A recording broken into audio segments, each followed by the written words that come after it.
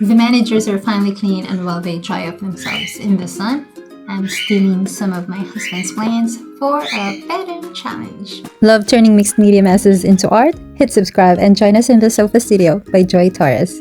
My hubby has plenty of plants, but I'll focus on succulents for now.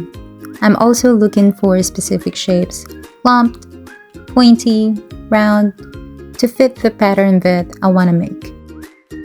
His plants basically invaded every window in the house, from the kitchen to the bedroom. The only safe spot is the bird's room, since we don't want the manager snacking on his plants. I actually started at the dining table, but the weather was just too perfect. We moved my little chair, table, and art supplies outside, right next to the birds. While they dry up from their bath, we're all soaking up the sun.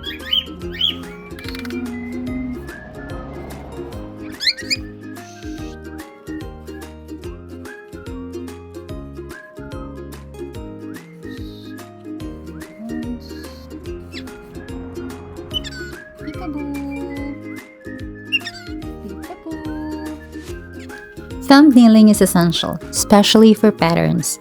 Since I'm rearranging elements of different shapes and sizes, I want to ensure they look harmonious. You can use a pencil or pen to sketch several small versions until you find a composition that feels just right for you.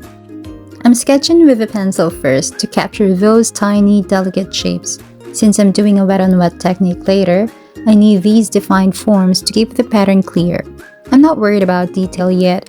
I'm just capturing the basic flow and curves.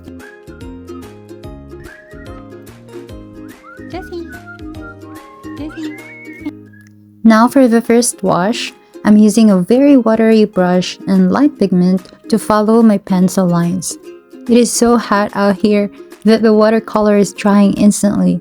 I have to move fast to keep the paper wet so I can drop in as many colors as I want. I actually forgot to sprinkle salt onto the wet paint. It gives such an amazing texture. Maybe next time. But here's an older piece where I used that technique. It started with watercolor, then I layered it with acrylic and mixed media for the finishing touches.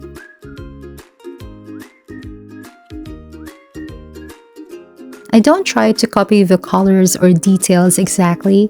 I use the plants as inspiration, but I want the freedom to pick my own shades of green, tweak the shapes, and exaggerate my favorite features. By the way, I love this jelly bean succulent. The gradient is beautiful, and even though I know I can't eat it, it looks just like a piece of juicy candy.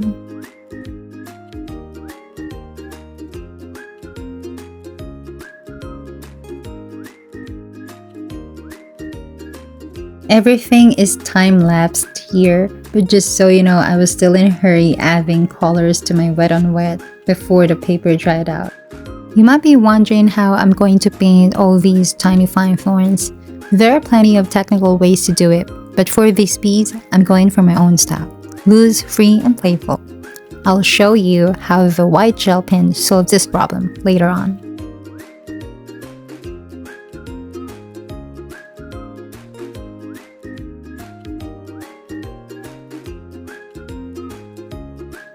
I'm not sticking to just greens. I love picking unexpected colors like pinks and blues. And of course, one of my favorite parts, splattering paint all over. Since there's so much green in the succulents, I'm adding some pink splatters to make the whole pattern pop.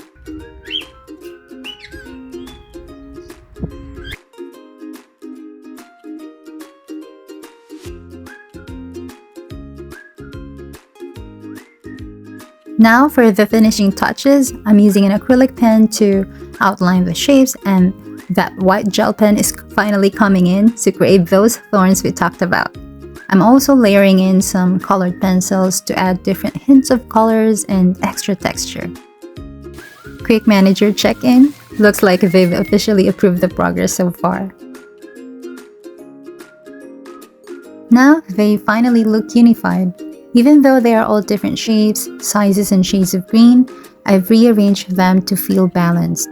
By using a common palette and repeating certain elements, the whole pattern feels like it's in harmony.